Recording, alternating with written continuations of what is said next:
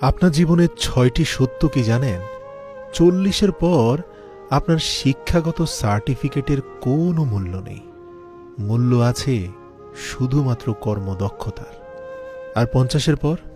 ৫০-এর পর সৌন্দর্যের কোনো মূল্য নেই। যতই সাজুগুজু করা হোক না কেন, ওই চোখের কোণটায় কালি পড়বেই, গাল ভাঙবেই, রঙে ধরা যৌবনে ঝং পড়ে যাবে। ৬০-এর পর অবসর। তখন আর পুরনো চেয়ারটার কোনো দাম নেই। কে ম্যানেজিং ডিরেক্টর ছিল, কে সুপারভাইজার ছিল, আর কে শ্রমিক ছিল, সকলের পরিচয় একটাই: প্রাক্তন কর্মী। ৭০-এর পর শ্রমিকের কুঁড়েঘর আর প্রাক্তন ম্যানেজিং ডিরেক্টরের বাংলো বাড়ির মধ্যে কোনো তফাৎ নেই। কারণ কি জানেন? ছেলেমেয়েরা সবাই বাইরে বেড়াতে গেছে, ঘরে আছে শুধু বুড়ো বুড়ি। ৮০-তে টাকা থাকলেও কোনো দাম নেই, তখন চলাফেরার ক্ষমতা থাকে না, তখন দরকার জনবল। ৯০-এর পর জেগে থাকা আর ঘুমানোর মধ্যে কোনো তফাৎ নেই। আর এর জন্যই আল্লাহর নবী মোহাম্মদুর রাসূলুল্লাহ সব সময় আল্লাহর কাছে নিজেই দোয়া করে বলতেন, হে প্রভু, আমাকে বার্ধক্যের অভিশাপ থেকে মুক্তি দাও, নিজের পায়ের উপরেই যেন আমি মরতে পারি। চিরন্তন কিছু কথা অন্তরে গেঁথে নিন। বেশি কথায় মুখ নষ্ট, বেশি আদরে সন্তান নষ্ট, বেশি লোভে জীবন নষ্ট, বেশি নুনে তরকারি নষ্ট, অতি অহংকারে মানুষ নষ্ট, বেশি সন্দেহে পরিবার সম্পর্ক নষ্ট। এই পৃথিবীতে আপনাকে উপরে উঠানোর জন্য কেউ বসে নেই, কিন্তু হ্যাঁ, আপনাকে নিচে নামাতে অনেকেই বসে আছে। তাই যদি উপরে উঠতে হয়, একমাত্র আপনাকে চেষ্টা করেই উঠতে হবে। আর এই জন্য এই এক জীবনে সবার কাছে ভালো হতে পারবেন না। তাই সবাই যদি ভালো নাও বলে, দুঃখ করবেন না। এই এক জীবনে সবার কাছে ভালো হওয়া যায় না ভাই। আর হ্যাঁ, এই জীবনযাত্রায় তোতা পাখি হয়ে যাবেন না, হলে ঈগলের মতো হন। তোতা পাখি বুঝতে পেরেছেন তো? ওই যে অনেক কথা বলে, সারাদিন বকবক করে, এই সেই হয়ে যাবে, কিন্তু উপরে উঠতেও পারে না। আর ঈগলকে দেখুন, কোনো কথা নেই, কিন্তু ডানার শক্তি কি আকাশ ছুঁতে পারে। তাই মুখ থেকে শব্দ বের না করে আপনার সফলতাকেই শব্দ করতে দিন। মন খারাপ, অসহায় লাগছে? তাহলে শুনুন ভাই, আপনার মাথার উপর ছাদ আছে, আপনার শরীরে কাপড় আছে, দুবেলা খেতে পান, রাতে ঘুমানোর জন্য জায়গা থাকলে বুঝবেন গোটা পৃথিবীর ৭৫% লোকের চেয়ে আপনি ধনী। তারপরেও যদি মন না ভরে, তাহলে দয়া করে ফিলিস্তিনের কিছু পরিবারের ছবি দেখে নিন। তাই বলি, মন খারাপ হওয়া বাদ দিয়ে দিন। পকেটে যদি কিছু টাকা থাকে, আপনি আপনার পছন্দ মতো কিছু কিনতে পারেন, যেখানে খুশি যেতে পারেন, তবে জানবেন গোটা পৃথিবীর সেরা ২০% বিত্তশালীদের মধ্যে আপনি একজন। কারণ পৃথিবীর ৮০% মানুষের পকেটে এ পরিমাণ টাকা নেই যে তারা পছন্দ মতো কিছু জিনিস কিনতে পারে। আর হ্যাঁ, সুস্থ সবল নিরোগ শরীর নিয়ে যদি আজকের দিনটাও বাঁচতে পারেন, ভাববেন পৃথিবীর লক্ষ লক্ষ মানুষের থেকে আপনি ভাগ্যবান। বিশ্বাস হয় না? ঢাকা মেডিকেল কলেজে যান, ঢাকা হৃদরোগ ইনস্টিটিউশনে যান, তাহলেই বুঝে যাবেন। তাই জীবনটাকে পাওয়া না পাওয়ার হিসেব মিলানোর স্থান বানাবেন না। এই জীবন পাওয়া না পাওয়ার হিসেব মিলানোর স্থান নয়। আসুন আজ থেকে কোনো অভিযোগ না করে বলি আলহামদুলিল্লাহ। উপভোগ করুন সৃষ্টিকর্তার দেওয়া আপনার জন্য সর্বশ্রেষ্ঠ উপহার, আপনার এই সংক্ষিপ্ত জীবনটাকে। জেনে রাখবেন, এই পৃথিবীতে ভাইরাস ছাড়াও আরও ২টি রোগ আছে। এক হচ্ছে অর্থ, আরেকটি হচ্ছে স্বার্থ। অর্থ থাকলে সবাই আছে, আর স্বার্থ ফুরিয়ে গেলে কেউ নেই। যাদের রূপের অহংকারে জমিনে পা পড়ে না, তাদের জন্য বলছি, রূপের জন্য হয়তো কিছুদিনের প্রশংসা তুমি কুড়াবে ঠিকই, কিন্তু গুণের জন্য তুমি আজীবন প্রশংসিত হবে। তাই প্রিয় বোন, রূপের চর্চা না করে গুণের চর্চায় রত থাকো। আর হ্যাঁ, জীবনে যতই ভালো কাজ করো, বিনিময় শুধু আল্লাহর কাছে চাইবে। কারণ এই জীবনে যতই ভালো কাজ করো, মানুষ কিন্তু সবসময় ভালো কাজগুলো ভুলে যায়। ওই ছোট একটা মন্দ কাজ করো, রেকর্ড হয়ে যাবে। তাই যারা সব সময় তোমার মন্দটা খুঁজে বের করে, মন খারাপ করো না। মহান সৃষ্টিকর্তা কিন্তু তোমার একটি ভালো কাজের বিনিময়ে 10টি মন্দ কাজকে মুছে দেন।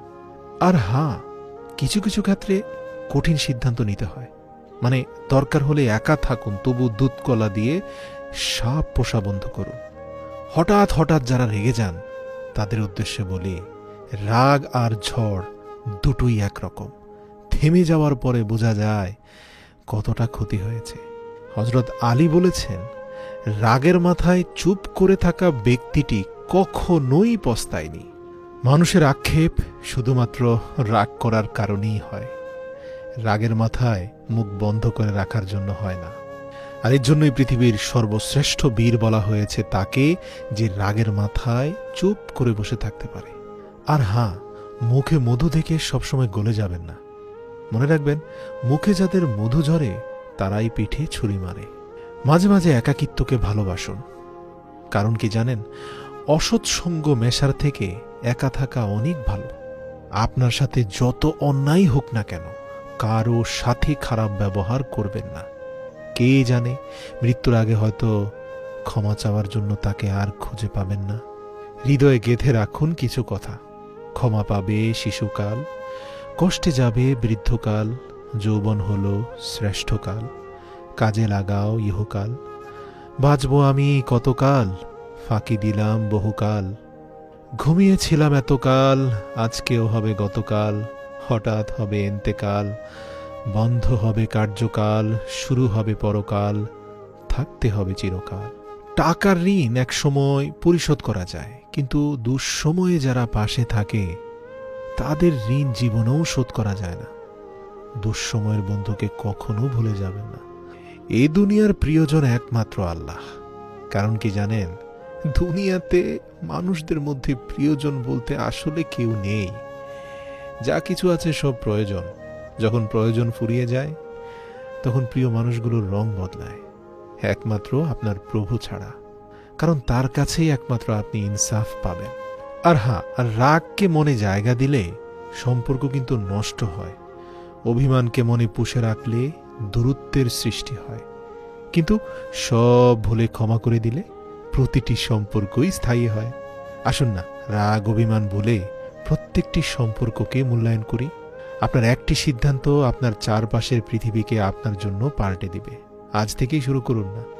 আর হ্যাঁ, মনে রাখবেন, কিছু কিছু ক্ষেত্রে ভালোবাসা বোঝানোর জন্য হাজার হাজার কথা বলতে হয় না ভাই, প্রয়োজন নেই। যে বোঝার সে চোখের ইশারায় বুঝবে, আর যে না বোঝার তার জন্য জীবন দিলেও বুঝবে না। আমাদের এই জীবনে বাবা মায়ের শিক্ষাই প্রকৃত শিক্ষা। স্কুল কলেজে তো শুধু ডিগ্রি শিক্ষা দেয়। এই পৃথিবীর কিছু কিছু মানুষকে বিশ্বাস বা অবিশ্বাস কোনোটাই করা যায় না। কারণ বিশ্বাস করলে ঠকতে হবে, অবিশ্বাস করলে হাঁটতে হবে। তাই এখানে ধৈর্য ছাড়া আর কিছুই করার নেই। আর কোনো মানুষের মুখে হাসি দেখলেই তাকে মহাসুখী ভাববেন না। ভাই, রাত বাড়লেই অন্ধকারে যে মানুষটা হারিয়ে যায়, সেই মানুষটাই ব্যথা লুকিয়ে দিনের আলোতে তোমাদের সবাইকে হাসায়। তাই হাসির আড়ালের কষ্টটা উপলব্ধি করার চেষ্টা করুন। বুঝি না, আমাদের এই উপমহাদেশের একটা মহারোগ কি জানেন, ছেলের সাথে বউ সুখে থাকলে শ্বশুর শাশুড়ির কষ্ট লাগে, কিন্তু নিজের মেয়ে তার জামাইয়ের সাথে সুখে থাকলে মা বাবা খুশি হয়। আর এই মহাবিপদে শুধুমাত্র ছেলেদেরকেই ধৈর্যের পরিচয় দিতে হয়। মনে রাখবেন, কিছু কিছু মানুষের চোখে খারাপ হতে গেলে আপনাকে খারাপ কাজ করার কোনো দরকার নেই। ওই উচিত কথা বললেই দেখবেন যে আপনি তাদের চোখে খারাপ হয়ে যাবেন। আর হ্যাঁ, এই জাতীয় লোক থেকে দূরত্ব বজায় রাখুন, যারা উচিত কথা হজম করতে পারে না। তবে আরেকটা কথা বলি, ময় মুরব্বীদের সামনে উচিত কথার নামে বেয়াদবি করতে যাবেন না। কিছু কিছু মানুষ আদব আখলাকের সাথে উচিত কথার একটা সংঘর্ষ বাঁধিয়ে ফেলেন। উচিত কথা সেখানেই বলবেন যেখানে এর মাধ্যমে কল্যাণ বয়ে আসবে, আপনার বয়োজ্যেষ্ঠ পিতামাতার সামনে নয়।